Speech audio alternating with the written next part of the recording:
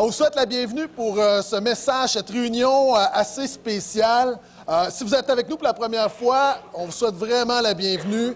À ceux qui sont là toutes les semaines, on vous dit merci.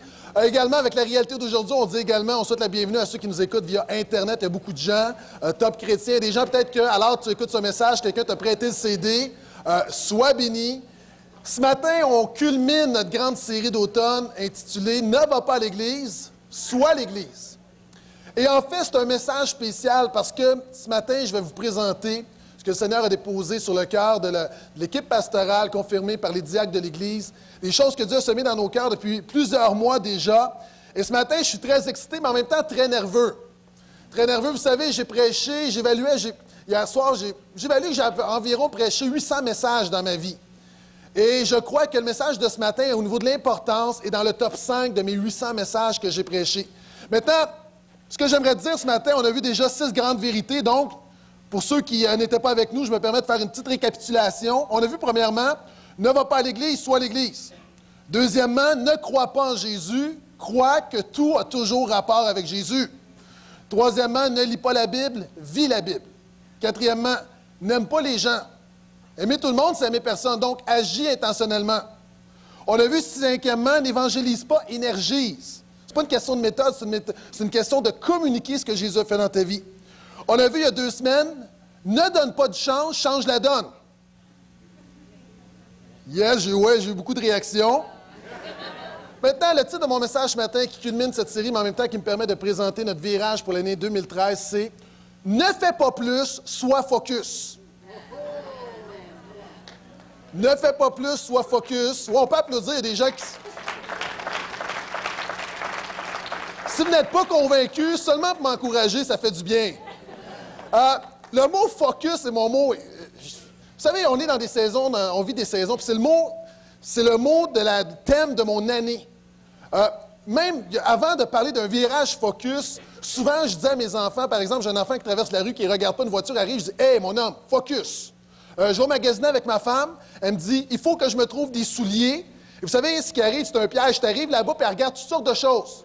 Mon amour, focus, focus. Regarde-moi dans les yeux, reste avec moi.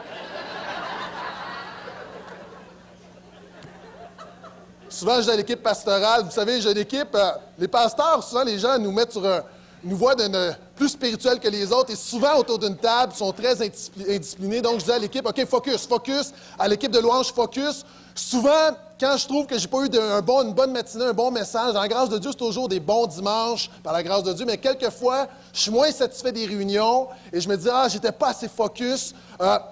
Hier, je suis sur Twitter, je vois un lien d'un article, je suis un magazine pour hommes, un bon magazine pour hommes, là, pas ce que vous pouvez penser, là. La manière dont je l'ai dit, ça sortit bizarre. Et au niveau de la santé, de la forme, puis il y avait un article sur le couple, et ça disait, « Monsieur, quand vous êtes avec votre femme dans une petite soirée romantique, près du feu, avec une petite coupe de champagne, soyez focus. » Là, j'ai dit, Dieu me parle. Dieu me parle. Ce matin, j'arrive sur la route, il y a des Ford Focus partout. Maintenant, c'est quoi le focus? C'est une grande loi, c'est une loi spirituelle, c'est une loi du monde des affaires. En fait, c'est arrêter. Souvent dans la vie, on s'éparpille dans beaucoup de choses et on doit se concentrer sur peu de choses.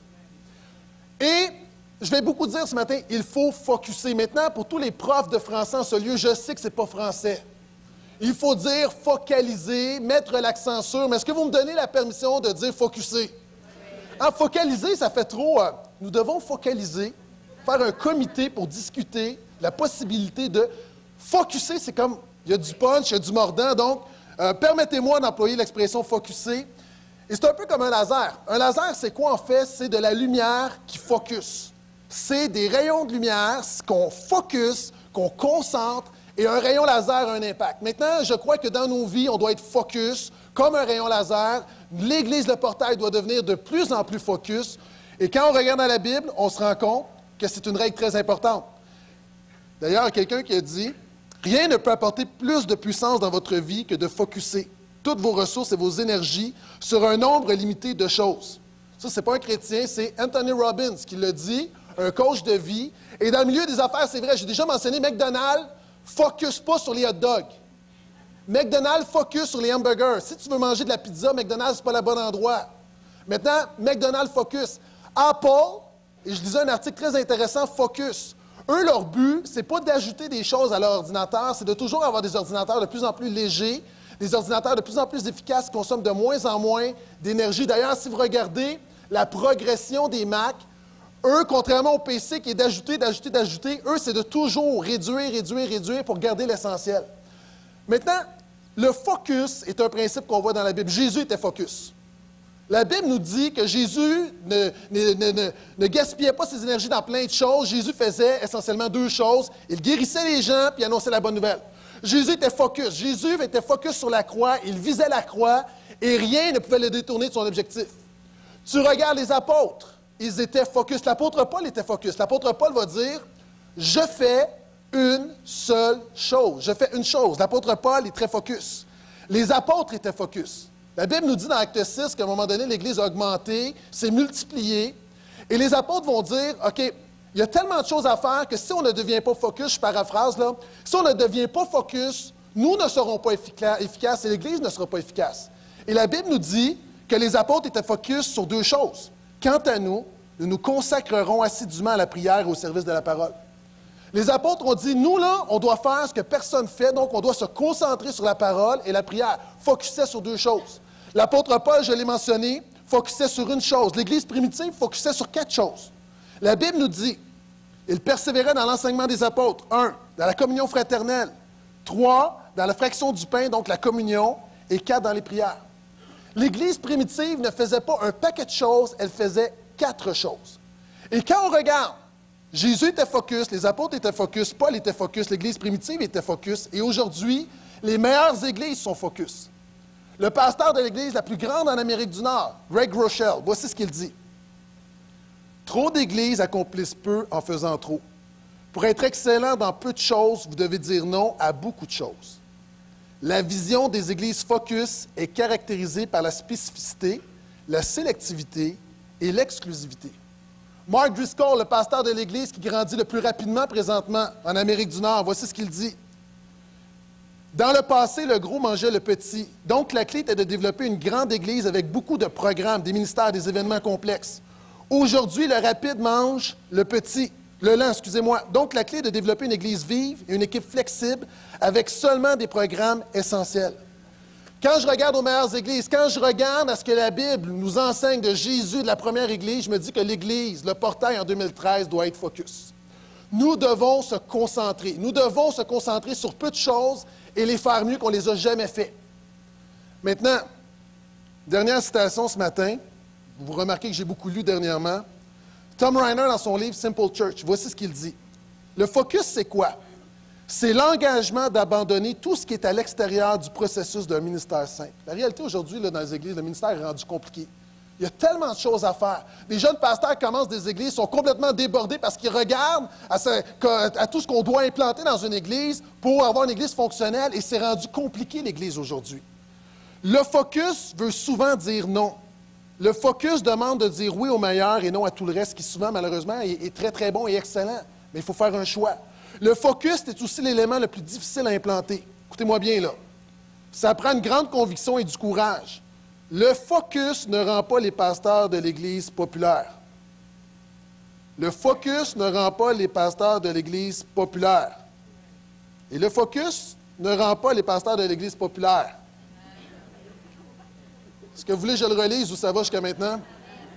Parce que pendant que je le relis, je suis en train de prier. OK? Les églises vibrantes et croissantes sont plus focus que les autres églises. Maintenant, c'est quoi être focus pour le portail? Voici en 2013 ce qu'on va faire.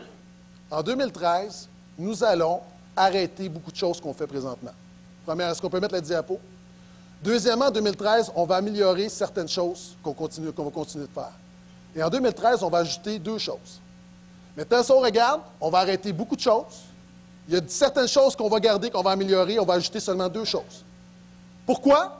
Pour se concentrer, de la même manière qu'on va être un rayon laser, de la même manière qu'on sent aujourd'hui qu'il faut qu'on soit une église flexible, une église qui peut agir rapidement, nous devons focusser. Maintenant, l'apôtre Paul, et je termine cette série, on a toujours été dans l'épître de Paul aux Corinthiens.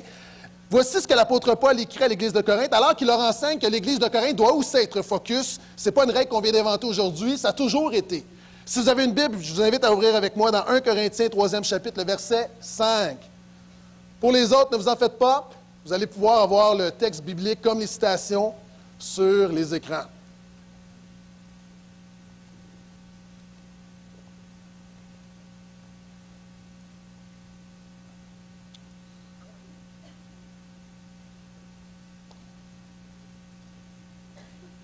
Que je peux entendre Alléluia. Voici ce que l'apôtre Paul dit à l'Église. Après tout, que sont donc Apollos et Paul? Apollos qui est un ouvrier de l'Église de Corinthe, Paul il est là et les gens pouvaient focusser sur les hommes. Maintenant, il dit, que sont donc Apollos et Paul? Et l'apôtre Paul veut changer de focus de l'Église de Corinthe en disant, votre focus ne doit pas être sur les hommes, mais doit être sur Dieu. Des serviteurs grâce auxquels vous avez été amenés à la foi, chacun d'eux accomplissant la tâche particulière que Dieu lui a confiée. Moi, j'ai planté, Apollos a arrosé, mais c'est Dieu qui a fait croître. Peu importe en fait qui plante, qui arrose, ce qui compte, c'est Dieu qui fait croître. Est-ce que je peux entendre amène à ça? Et Dieu a fait croître notre Église. Au travers des années, au travers des dernières années. Et est-ce que vous voulez un scoop d'avance concernant la réunion d'affaires? Vous savez, j'ai présenté le rapport du pasteur et c'est un rapport qui va être beaucoup plus étoffé cette année. Ce ne sera pas très long, mais quand même beaucoup plus de détails. Et je vous donne un scoop au niveau, une photo de nos assistances. En 2011, notre moyenne d'assistance, c'est 928. Et là-dedans, on comprend l'été, on comprend les tempêtes de neige, on comprend... Vous savez, souvent, les pasteurs donnent leurs meilleurs chiffres. Maintenant, là, on fait une vraie moyenne, c'est 928. Maintenant, en 2012, jusqu'à maintenant, c'est 1030, comprenant l'été. Mais si on regarde à l'automne, on a une moyenne de 1121. C'est une augmentation de 20 avec l'année 2011. Je pense que ça mérite un « Amen ». Gloire à Dieu pour ça. Dieu fait croître son Église et ça ne dépend pas de pasteur Philippe, ça ne dépend pas de moi. À travers les années, c'est même pas une question de pasteur Sam, pasteur Bruno, ça ne dépend pas des hommes, c'est Dieu qui agit. Dieu pourrait prendre quelqu'un d'autre. Donc, à Dieu soit la gloire. Maintenant, un autre élément, Dieu fait croître notre Église et cette statistique-là m'a renversé. On a une librairie, on a vendu dans la dernière année 100 Bibles. C'est une bonne nouvelle, 100 personnes qui achètent une Bible. Ce qui m'a jeté à terre, c'est qu'on a donné 1600 Bibles pendant nos réunions au travers de l'année. Ça, c'est de la Bible, je ne sais pas comment le dire. Moi, j'ai appris quand je suis venu à Jésus, vous savez, je chacrais avant, puis j'ai essayé de tout enlever, tout ce qui commençait ou ressemblait à un sac. Mais là, c'est comme, je ne sais pas comment le dire, mais c'est de la Bible. En ciboulot ou en bateau noir ou... Mais est-ce qu'on est d'accord que c'est de la Bible? 1600 Bibles qu'on a données. Donc, ça veut dire qu'il y a beaucoup de gens qui viennent. Et on s'entend, là, j'espère que personne ne vous fait de la contrebande de Bible, là, vous les revendez au noir, dans le stationnement, Bible, ticket Bible.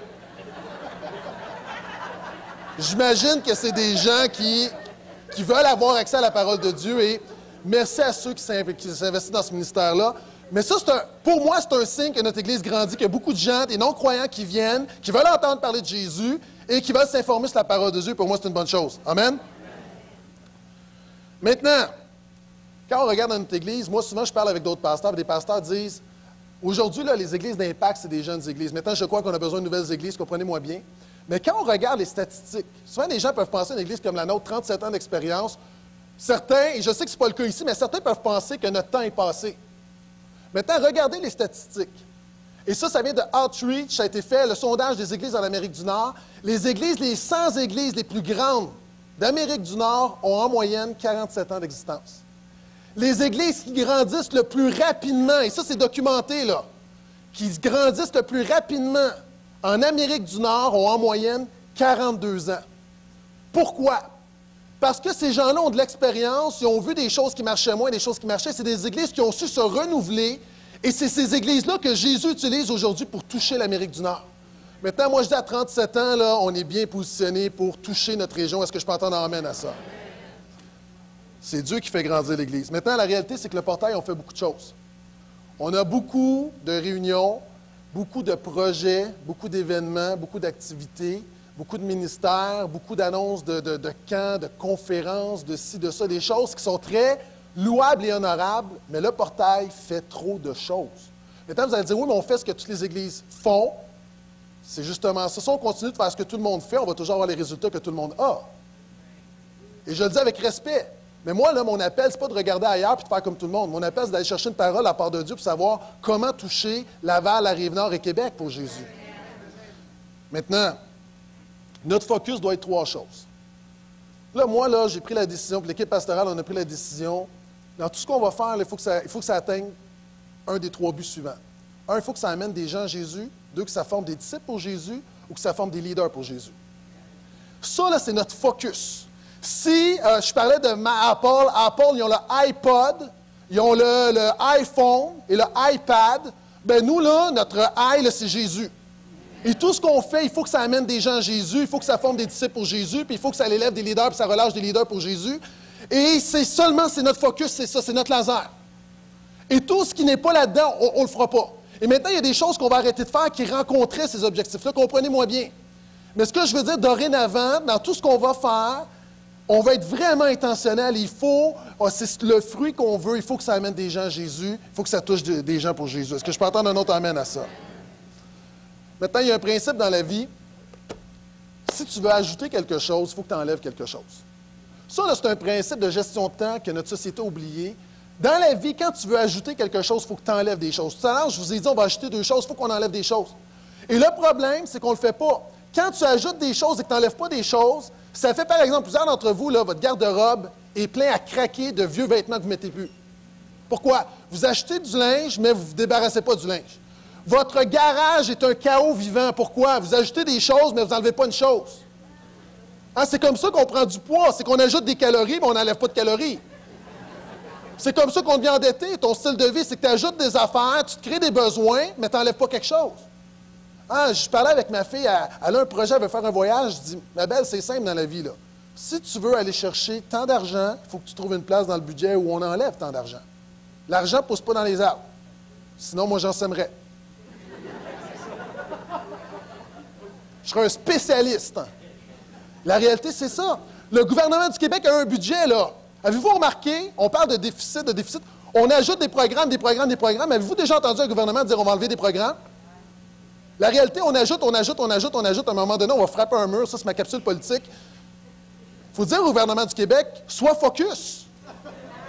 On n'est pas focus. On essaye on en donne à droite et à gauche, puis on se promène, puis on change de gouvernement, puis on va d'un bord et de l'autre. Puis, indépendamment des gouvernements, on n'est pas focus. Et le problème, dans ta vie, tu n'es pas focus. Et dans l'Église, nous ne sommes pas focus. Et nous devons être plus focus. Maintenant, il y a un principe spirituel.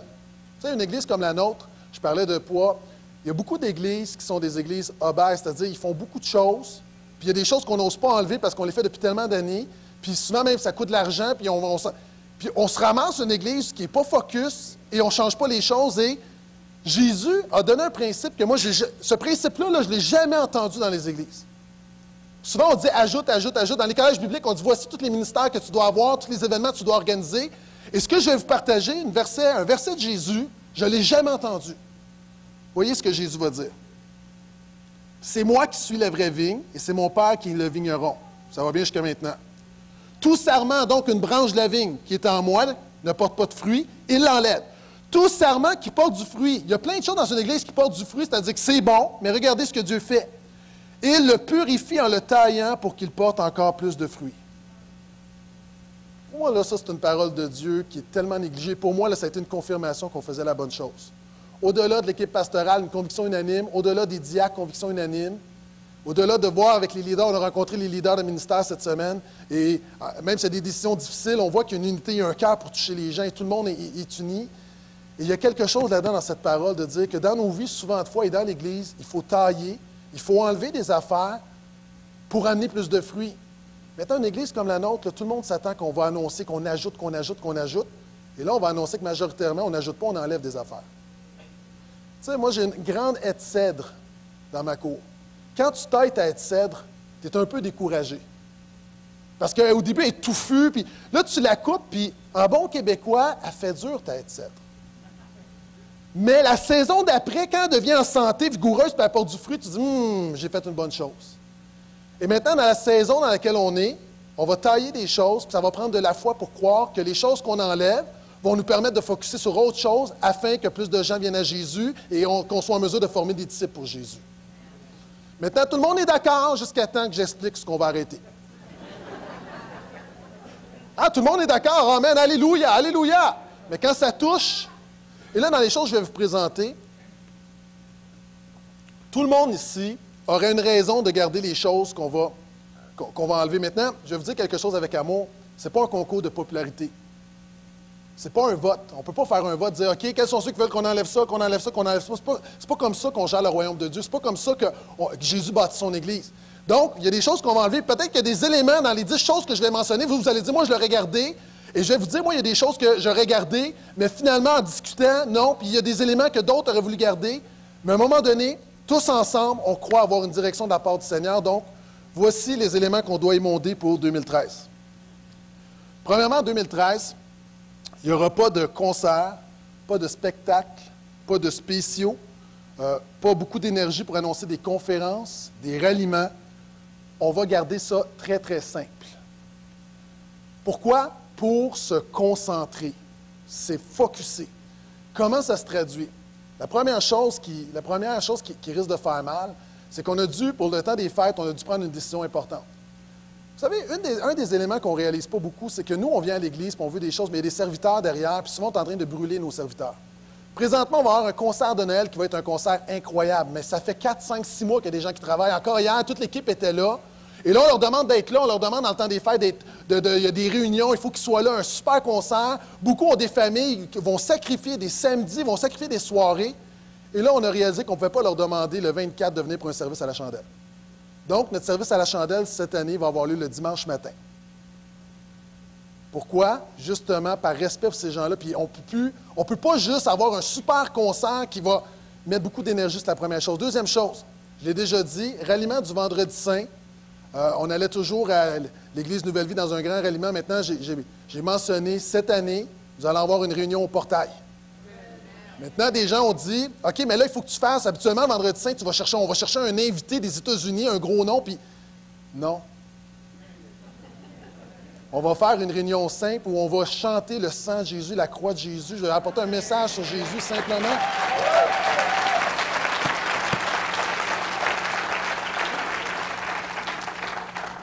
Pourquoi? On va le faire à l'essentiel. On ne mettra pas de l'énergie à faire de la publicité. Puis, c'est des gens de l'extérieur qui veulent venir, des autres églises vont être les bienvenus, mais on va faire la meilleure réunion qu'on peut, puis on va focusser sur Jésus, pas sur la publicité. OK? On a pris également la décision, pour l'année 2013, d'arrêter l'ensemble de nos ministères sociaux. Et je sais, il y a plusieurs ministères là-dedans qui ont eu de beaux succès. En 2013, nous allons arrêter le ministère des hommes, le ministère des femmes, le ministère des couples, le ministère des célibataires, le ministère de la famille, le ministère 65 ans plus, cellule de prière et le ministère partage. Restez jusqu'à la fin du message, je n'ai pas terminé. Il y a des gens qui cherchent des roches. Est-ce qu'on peut lapider comme dans l'Ancien Testament? Également, au niveau des réunions, puis vous allez voir, je vais vous dire pourquoi est-ce qu'on fait de l'espace, parce qu'on veut se concentrer sur deux choses très importantes qui vont nous demander beaucoup de temps, beaucoup d'énergie. Au niveau des réunions, également, une des choses pas majeures, la personne qui va quitter l'Église à cause de ça, du moins j'espère, l'infoportail que vous avez à chaque semaine, est-ce que vous savez que ça coûte de 5 à 6 000 $ par année, l'imprimer? Non, on ne peut pas prendre 6 000 $ en papier, puis ça tue des arbres.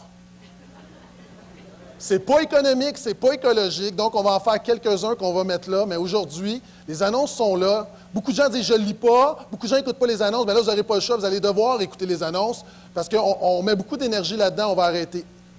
Nous allons arrêter les puissants mardis en 2013. On va déplacer la prière, je vais dire où, et ça commence dès maintenant. Pourquoi? L'équipe pastorale, on doit prendre... Quand je dis quand tu ajoutes quelque chose, il faut que tu enlèves quelque chose, on doit vraiment se concentrer pour préparer 2013. Et les mardis soirs, on va préparer ce que je vais vous annoncer. Donc, je sais que plusieurs personnes, merci pour votre fidélité. Cette réunion-là nous a bien servi, mais on veut focusser et je vais vous expliquer pourquoi la prière va être déplacée. Donc, c'est une des choses qu'on va faire. Même moi, au niveau pastoral, Rick Warren a dit la chose suivante. Vous savez, moi, j'essaie d'être un pasteur accessible. Je suis à la porte. Des pasteurs d'une église comme la nôtre, 1100, 1200, ne sont pas à la porte. Okay? Généralement, ils ne sont pas à la porte parce que c'est un gros bateau. Puis moi, je me fais un devoir, puis je vais continuer d'être à la porte. Je vais être accessible. N'importe qui m'envoie un courriel, je réponds moi-même à mes courriels. Je réponds aux questions, même quelquefois des questions que je pourrais te donner à d'autres. Je réponds aux questions. Je rencontre n'importe qui veut me rencontrer. J'essaie d'être disponible, un horaire chargé. Et là, je sens que là, j'ai atteint la limite au niveau de l'accessibilité. Je ne peux plus être disponible tout le temps pour tout le monde. Il y a une équipe pour ça. Rick Warren a dit la chose suivante.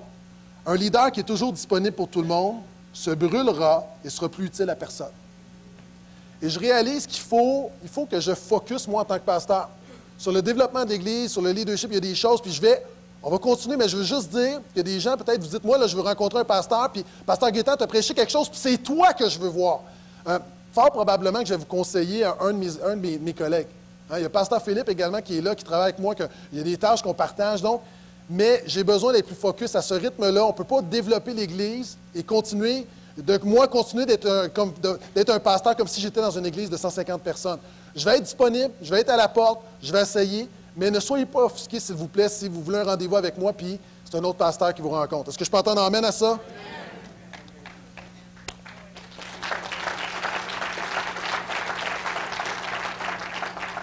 La bonne nouvelle là-dedans, c'est que nos leaders, les leaders de ministère, entre autres, ça va nous permettre de les focusser sur autre chose. Donc, il n'y a personne qui est au chômage, une sécurité d'emploi au portail. La bonne nouvelle, c'est que nos leaders vont pouvoir être employés pour autre chose. Donc, on va pouvoir les rediriger vers quelque chose, les deux choses qu'on va ajouter.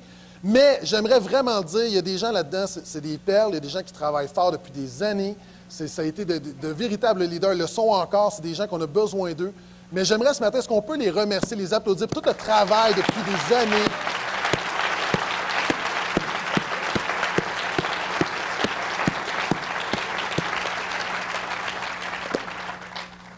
OK, ça c'est la première chose. Nous voulons enlever des choses, nous voulons également améliorer certaines choses. L'apôtre Paul dit 1 Corinthiens 2:2. Car je n'ai pas estimé devoir vous apporter autre chose que Jésus-Christ crucifié. Je l'ai mentionné à plusieurs reprises, je sens dans mon cœur, depuis à peu près 1 an, toutes les églises parlent de Jésus, mais de toujours parler encore plus clairement de Jésus, tout en rapport avec Jésus. Jésus, c'est vraiment le centre de cette Église et on veut que Jésus soit partout. Et on dit souvent, on ne change pas une recette gagnante. Moi, je pense au portail, on a une recette gagnante. On ne veut pas changer la recette, on veut améliorer la recette. Vous savez, moi, j'ai des recettes, j'ai des classiques. Mon ragoût de pâte de cochon ne change pas la recette. Puis en passant, permettez-moi de faire une parenthèse théologique, là. Les gens qui viennent à l'Église et qui pensent que de certains milieux, vous venez de certains milieux peut-être adventistes, et vous pensez qu'un chrétien ne peut pas manger du porc parce que dans l'Ancien Testament, c'est... ça, là, c'est du légalisme. Jésus n'a jamais enseigné ça. L'apôtre Paul a dit que personne ne vous condamne pour une question de repas. Donc, petite parenthèse théologique, là, en passant, parce que là, vous voyez le pasteur, tu dis, il coupe tout, puis il mange du cochon en plus. Donc, juste vous dire, donc, mon ragoût de pâte de cochon, je ne change pas, mais ma bavette de bœuf, sauce aux échalotes, je ne la change pas. Il y a plein de choses que je ne change pas, mais quelquefois, tu peux juste rajouter un peu d'épices, ça donne du punch, puis Et ce qu'on veut faire, la recette du portail, on ne veut pas la changer, mais on veut l'améliorer. On pense qu'on peut mettre plus de Jésus dans ce qu'on fait. Maintenant, il y a 4 choses qu'on garde essentiellement. Si vous voulez savoir qu'est-ce qu'on garde, là, il y a 4 choses. Les réunions. Amen. On ne prend rien pour acquis dans la vie. On garde les réunions. Ministère des enfants. Ministère jeunesse et la mission. Essentiellement, c'est les 4 choses qu'on fait. On va en ajouter 2 que je vais mentionner, mais à l'heure actuelle, c'est les 4 choses qu'on veut se concentrer. Et on veut se concentrer, bon, premièrement, ministère des enfants. Est-ce que vous savez, on a augmenté de 20 l'Église, mais est-ce que vous savez, pour la même période, les enfants ont augmenté de 27 Est-ce qu'on peut mettre la diapo? Encore une fois, le rapport du pasteur, vous aurez un rapport détaillé. Est-ce que vous savez qu'à l'heure actuelle, là, ce matin, il va y avoir à peu près 216 enfants au niveau du ministère des enfants? Ça, c'est une bonne nouvelle. D'ailleurs, même, il y a vraiment, on a une congestion, je vous dis à partir de la semaine prochaine, ne soyez pas offusqués. Lorsque vous allez monter, vous pouvez monter par l'escalier du centre, mais on va vous demander d'aller au bout du corridor. On est en train de tout réaménager la cage d'escalier au bout du corridor pour redescendre. Donc, il va y avoir une circulation comme ça parce que présentement, là, c'est le chaos. Il y a des gens qui montent, des gens qui descendent. On ne veut pas que les enfants se blessent. Donc, on n'a pas le choix. Il y a tellement d'enfants et ça, c'est de beaux problèmes. On va vous demander de passer par le corridor. Maintenant, ministère des enfants, on veut continuer. Ministère jeunesse, on veut continuer. À l'heure actuelle, on réalise qu'environ 50 de notre assemblée est en bas de 30 ans. Moi, je loue je suis reconnaissant parce qu'on a le meilleur des deux mondes ici. On a des gens d'expérience, on a des gens qui sont à l'Église depuis 30 ans, qui sont fidèles dans la prière, qui nous soutiennent, qui bâtissent l'Église. On a beaucoup d'expérience, mais en même temps, on a tout un renouvellement qui est là. Je pense que ça, c'est le meilleur des deux mondes. Amen.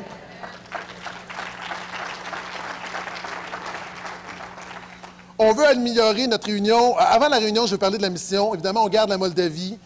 Il y a un voyage pour Haïti qui se prépare. Opération Enfant Noël, les boîtes, ça fonctionne bien. 350 boîtes encore cette année.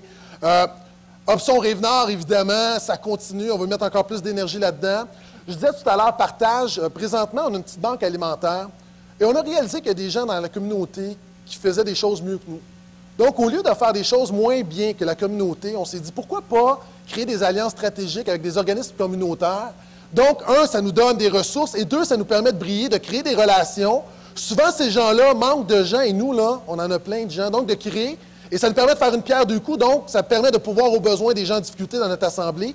Et ça nous permet en même temps d'être actifs dans la communauté. Souvent, on dit, l'Église, il faut être là, mais concrètement, on va être présent. Donc, c'est une des choses qu'on veut développer. Au niveau des réunions, on veut vraiment que la réunion du portail devienne la meilleure heure et demie de la semaine. Une des choses, un des changements, et ce matin, vous comprenez, ce n'est pas nécessairement une grande prédication, c'est une présentation, mais je dois le faire, c'est important. Un des changements importants qu'on va faire, et ça commence maintenant, on va faire une modification pour notre membership. Présentement, pour s'impliquer au portail, vous devez être membre de l'Église, c'est-à-dire vous rencontrez un pasteur, juste s'assurer que vous comprenez, vous êtes d'accord avec nos croyances, puis bon, et vous pouvez vous impliquer. On demande ça pour tout le monde. Maintenant, on a réalisé que de plus en plus, il y a des gens qui nous fréquentent, qui n'ont pas nécessairement fait le pas de foi, mais ils adhèrent à l'Église, ils sont en cheminement, puis nous, on veut honorer ce cheminement vers Jésus. Et on a décidé d'ouvrir certaines implications à des gens qui ne sont pas membres. Donc, pour être membre, on va vous exiger le membership.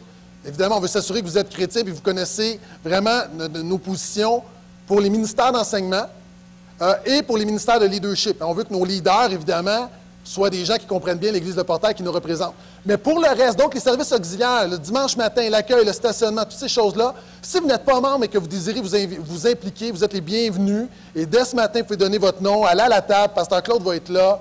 Et on veut vraiment ouvrir le membership à des gens qui, encore une fois, veulent venir et disent, moi, là, j'aime l'Église, puis je suis en cheminement, puis je suis peut-être pas membre encore, je ne suis pas rendu, mais je suis en route. Donc, vous êtes les bienvenus, on veut ouvrir les portes pour vous. Donc, ce matin, vous pouvez aller vous impliquer. Est-ce que l'Église peut dire un amen à ça?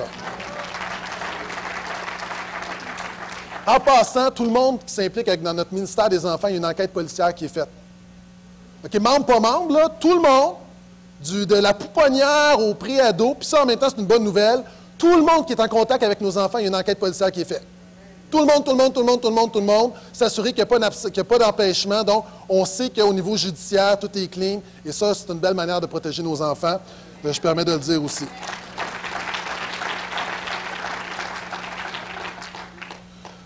On veut travailler fort pour nos réunions. On va fusionner aussi notre équipe d'accueil et de bienvenue parce qu'on s'est rendu compte qu'il y avait à peu près 17 personnes qui serraient la main des gens lorsque vous arrivez à l'Église. On veut vous accueillir, mais pas tant que ça. Donc, on va être plus focus. On veut offrir du café. À partir de 2013, on va offrir du café. On va travailler pour faire quelque chose là-bas, du café gratuit. Et là, je sens le réveil. Je fais rapidement des rénovations continues. Il y a des choses, je vais revenir là-dessus. La technique, on va améliorer notre louange, on se concentre. Les messages, on veut s'améliorer. Pasteur Philippe et moi, là, vous savez, des gens qui disent, tu as besoin de prêcher à peu près 1000 messages avant d'être un bon prédicateur. Je suis à 800, toi aussi à peu près. Puis on veut s'améliorer, Donc, on va travailler encore fort pour vous offrir de meilleurs messages en 2013. Et j'aimerais vous donner une primeur pour ma série qui commence la semaine prochaine, une série du temps des fêtes. Donc, 4 messages, petite bande-annonce de cette prochaine série.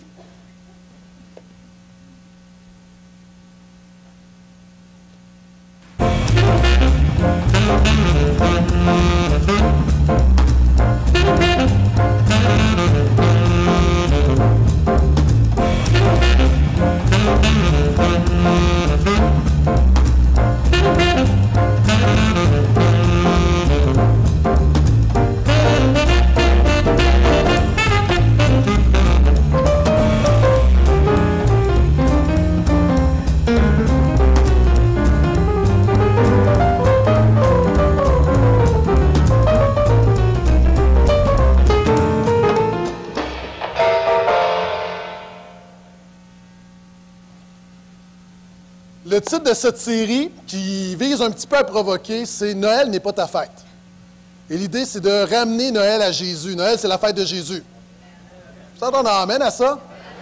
Et souvent, on met beaucoup d'énergie dans plein de choses, et c'est le cas de dire qu'il faut être focus. Et un message concret sur, on rentre dans le temps des fêtes, puis en tant que chrétien, c'est quoi la différence souvent quelqu'un qui ne connaît pas le Seigneur?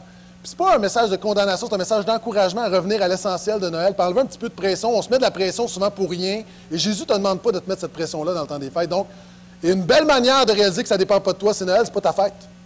Donc, tu n'as pas à te mettre de la pression, tout dépend de Jésus. Donc, une série sur Jésus, sur Noël, je pense que c'est la bonne chose parce que Jésus, c'est la raison de la saison. Amen?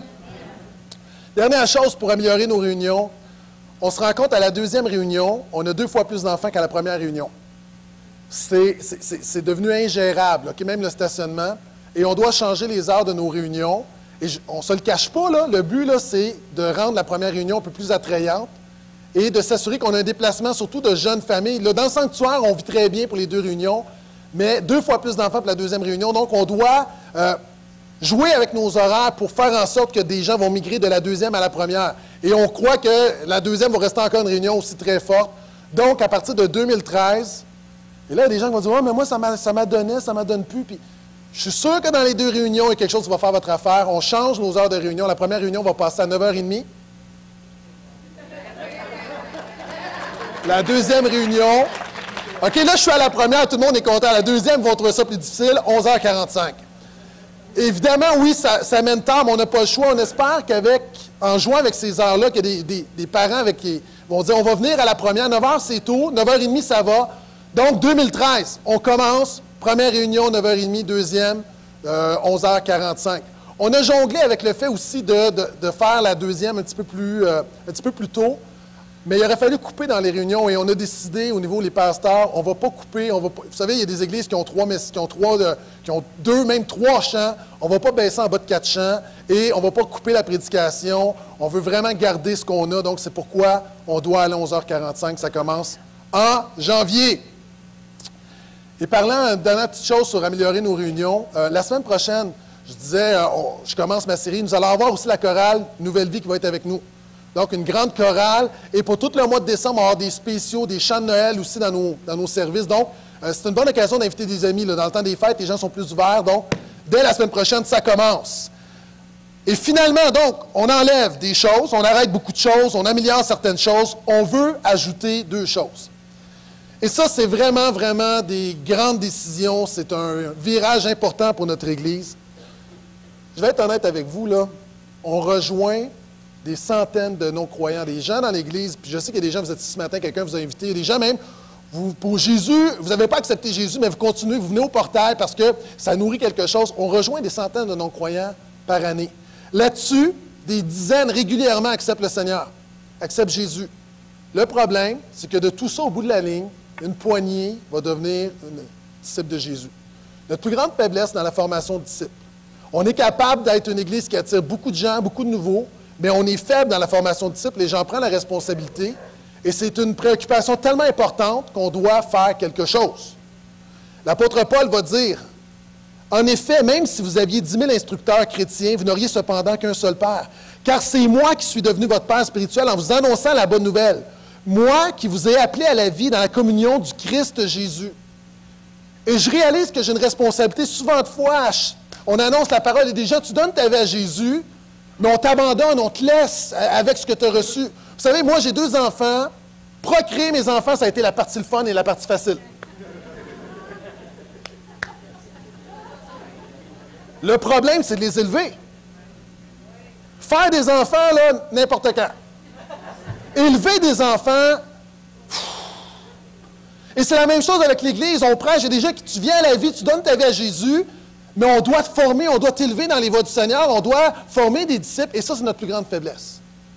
Maintenant, on a beau tourner ça tout bord, tout côté, il y a une manière de faire des disciples dans une Église. C'était vrai à l'époque de Jésus, c'est vrai aujourd'hui, et c'est par des petits groupes. Par des petits groupes. Déjà, là, vous dites, un instant, tu viens de dire que tu as arrêté les cellules de prière. Oui, parce que les cellules, puis je vais revenir pour ceux qui sont dans une cellule, vous avez un choix à faire. Les cellules, sont là depuis longtemps, mais on réalise que l'Église a beaucoup changé dernièrement. Et les cellules atteignent un pourcentage de notre Église, mais si on veut qu'un jour 80% de notre Église soit dans des petits groupes, on doit repartir à zéro et vraiment insérer l'ADN de l'Église de Portail dans ces groupes-là. Donc, c'est quelque chose, on veut mettre beaucoup d'énergie pour les petits groupes. On l'a vu, Jésus en a choisi 12.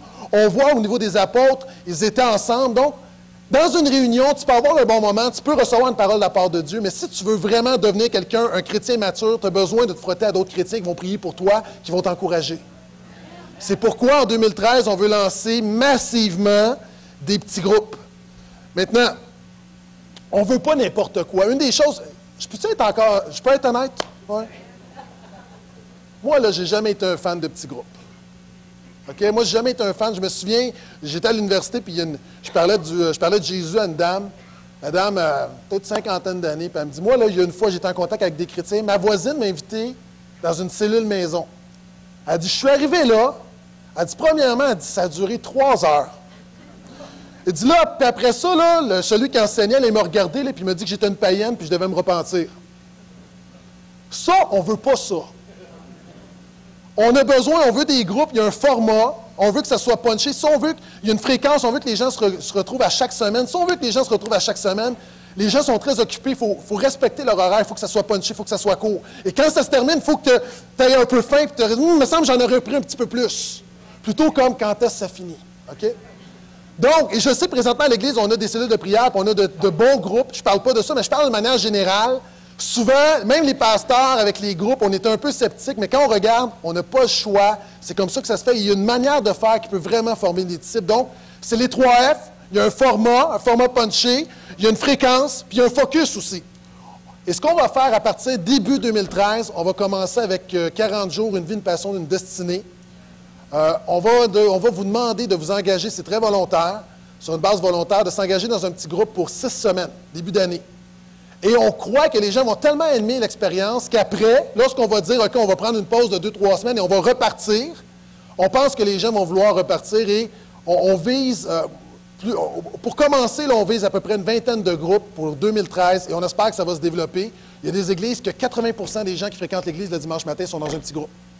Donc, on veut travailler très, très, très fort là-dessus. Quand je parlais de nos leaders, on veut recycler nos leaders de ministère au niveau des groupes. Donc, on va travailler là-dessus. Et éventuellement, pour 2013, après la série de Rick Warren, on veut focusser les petits groupes sur le message. On veut que ce soit une extension du message du dimanche. Souvent, il y a beaucoup de choses qui sont données. Et les gens ont des questions, mais là, ça va te permettre de pouvoir aller plus loin. Et ça va permettre en même temps au message, on met beaucoup d'efforts pour les messages, ça va permettre de pouvoir donner un enseignement plus complet. Souvent de fois, alors que j'enseigne, que je prêche, j'enlève des choses parce que je vais déborder. Donc, on va pouvoir passer au travers des petits groupes, passer de l'enseignement qu'on n'a pas l'occasion dimanche, toujours en lien avec le message, et ça va nous permettre d'être mieux coordonnés. Est-ce que je peux entendre amène à ça? En passant, on a rencontré des pasteurs qui fréquentent notre Église, des gens qui ont déjà été dans le ministère, puis on leur a posé la question directement, c'est quoi la plus grande faiblesse de notre Église? Et la première chose qu'on nous a dite, c'est, à l'Église de Portail, là, il y a plein de gens qui viennent, puis pour 200 personnes qui viennent, il y en a 100 qui vont repartir. Et c'est pourquoi on pense que les petits groupes peuvent être vraiment quelque chose d'efficace pour aussi l'appartenance à l'Église. Rick Warren a dit la chose suivante, les petits groupes sont le moyen le plus efficace de fermer la porte de sortie de votre Église. Et s'il y en a qui nous visitent ce matin, là, c'est une métaphore. C'est une métaphore. On ne va pas barrer les portes pour vrai. Mais on pense que ça va donner le goût, au-delà de venir à la réunion du portail, de connecter avec le portail. Pourquoi ne va pas à l'Église, soit l'Église. Et la deuxième chose qu'on veut ajouter, et ça, c'est un gros morceau, et je vous dis, il y a une vague qui s'en vient au Québec, puis on va être les précurseurs à ce niveau-là. Au Québec, est-ce que vous savez combien il manque d'églises pour être au même ratio que le Canada anglais?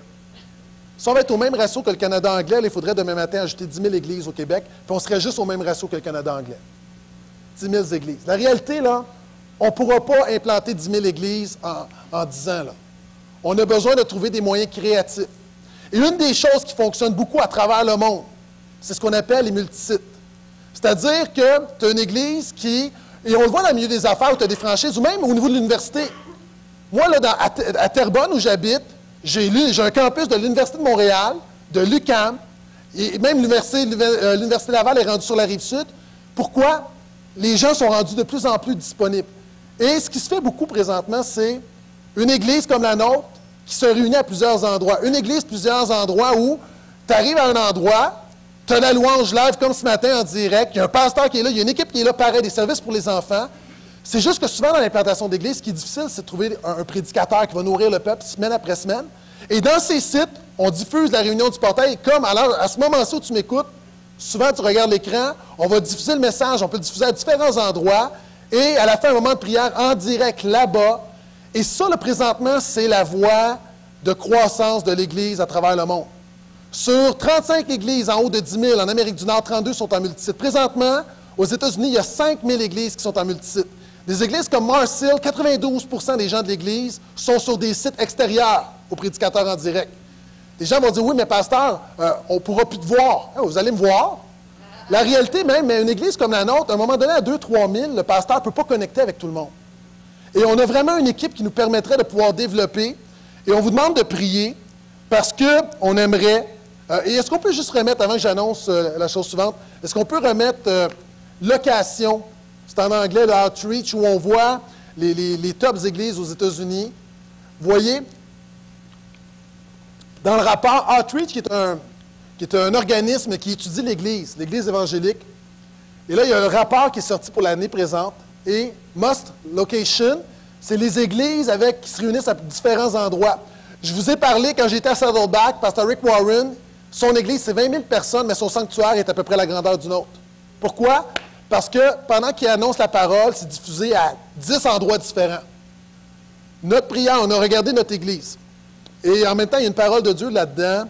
Il y a 3 ans, lorsque Dieu nous a dit de passer à 2 réunions, une des paroles que moi j'avais reçues, c'est « Élargis l'espace de ta tente, et je la remplirai. » On pense que si on fait de l'espace à Jésus, il va le remplir.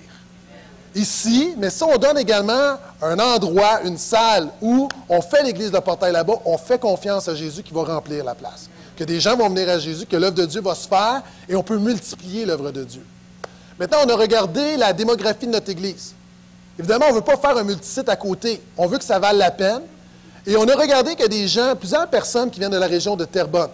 On a à peu près une cinquantaine, une soixantaine de personnes, c'est pas plus. On peut même évaluer une centaine qui viennent de la région de Mascouche, Terrebonne, ce coin-là, qui doivent faire 25 minutes pour venir à l'église. Et on vous demande de prier. On aimerait, pour Pâques 2013 qui s'en vient, ouvrir un portail Terrebonne. OK?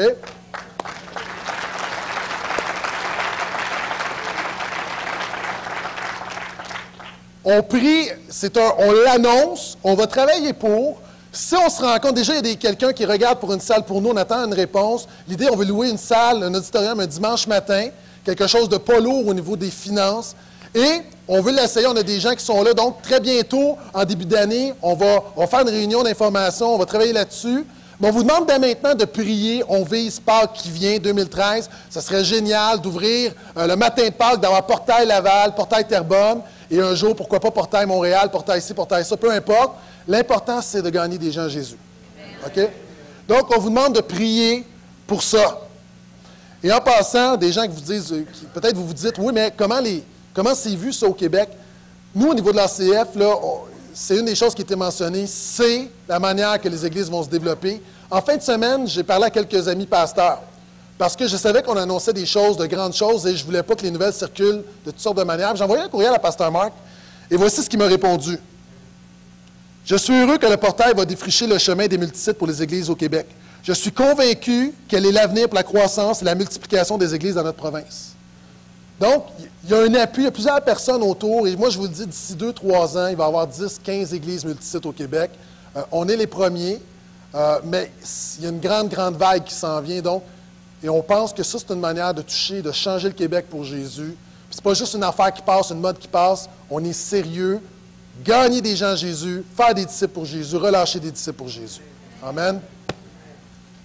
Et pendant que l'équipe de louange vient me rejoindre, donc ce matin, on vous annonce qu'on arrête beaucoup de choses, on améliore certaines choses, on ajoute 2 choses.